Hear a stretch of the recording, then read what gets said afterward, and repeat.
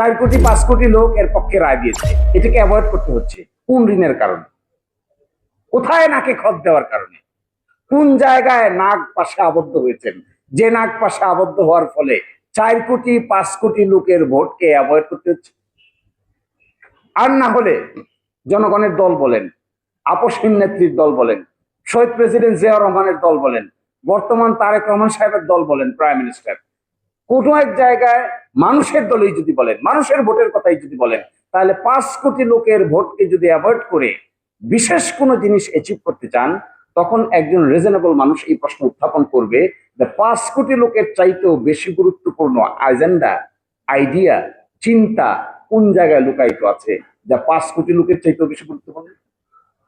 তা যদি লুকায়িত থাকে তাহলে তা পাবলিশ করেন। তখন মানুষ অ্যানালাইসিস করে, তাহলে এটা কি ম্যানেজ ভোট, এটা কি রিগিং ভোট, এটা কি কোনো জায়গায় খত দেওয়ার ভোট, এটা কি 2-3 জন উপদেষ্টা ওই দল থেকে এই দলে আসার সিমটম কিনা, এই সমস্ত কথা তো মানুষ আলোচনা করবেই।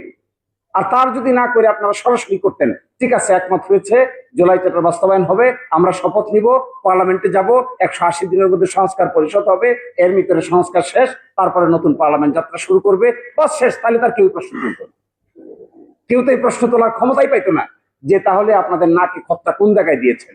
আমার কাছে মনে হয় এই 180 ডিগ্রি অ্যাঙ্গেলে ঘুরে যাওয়ার পিছনে যদি কোনো বৃহত্তর শক্তি বা গ্রুপ এর উপরে আসর বিস্তার করে থাকেন, আর সেটা আপনাদের নির্ভরতা হয়, তাহলে ওই নির্ভরতা সময়ের প্রেক্ষাপটে বাংলাদেশের বৃহত্তর জনশক্তির বাইরে গিয়ে আপনাদেরকে অবস্থান নিতে হবে। That will be very difficult. এবং গতকালকে বেশ কয়েকটা জায়গায় আমি দেখেছি নতুন প্রজন্ম, ইভেন মহিলারা, আলট্রা মডার্ন মহিলারা, তারা সিরিয়াসলি বলছেন যে আসলে কি কারণে, কোন পিছুটানের কারণে আমাদের দেওয়া হা ভোটকে নিগেট করে দিয়ে ভিন্ন একটা জিনিসকে চেপে ধরতে হচ্ছে, ওটা কি? আমি আপনাদেরকে অনুরোধ করব, আপনারা ইনভেস্টিগেটিভ জার্নালিজমের ক্ষমতা যাদের আছে, যাদের এই পরিমাণ দক্ষতা আছে, তারা এটা খুঁজবেন। যা হচ্ছে এটা কিন্তু আসল ঘটনা না, পিছনে কি কারণে এটা হচ্ছে এটাই আসল ঘটনা। এই কারণটা খুঁজবেন। কি কারণে হোম মিনিস্টার এত অ্যাক্টিভিটি দেখাচ্ছেন, কি কারণে ল মিনিস্টার এত চুপ আছেন, কি কারণে ল মিনিস্ট্রির ফাংশন আরেক মিনিস্ট্রিকে পালন করতে হচ্ছে, কি কারণে একজন ব্যক্তির 25 দিন 30 দিন আগে দেওয়া কমিটমেন্ট 30 দিন পরে 180 ডিগ্রি অ্যাঙ্গেলে পরিবর্তন হয়ে গেছে।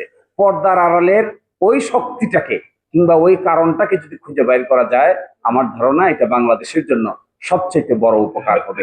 আর আমি গতকালকে বলেছিলাম, এক মন্ত্রীর সাথে দেখা হয়েছে, সেখানে বলেছিলাম যে আপনারা তো মানুষের বিশ্বাসের জায়গাটা নষ্ট করে দিচ্ছেন। তুমি বললেন কেমনে? বলে যে সকালে একটা বলেন, দুপুর একটা বলেন, রাতে একটা বলেন। বলে কি বললাম? বলে একবার বলছেন এটা মানবো, এখন বলেন মানবো না। বলে যে আমি বলছি না, আপনি বলেন না। কে বলছে? আমাদের একজন বলছে। তা আমাদের একজন এটা বললো, কেন বললো? আপনারা কি এটা জানেন না? তো জানি, অনেক কথাই তো জানি, সব কথা কি আর বলি? তো বলেন মানবাধিকার কমিশনের অডিট। আরেকটা আছে জুলাই যারা যুদ্ধ করেছে তাদের ইন্ডেমনিটি অধ্যাদেশ। আরেকটা আছে একটু আগে দেখে আসলাম গুম খুন অধ্যাদেশ। এই তিনটার মধ্যে নাকি ম্যাসিভ পরিবর্তন তারা প্রস্তাব করেছে। কেন?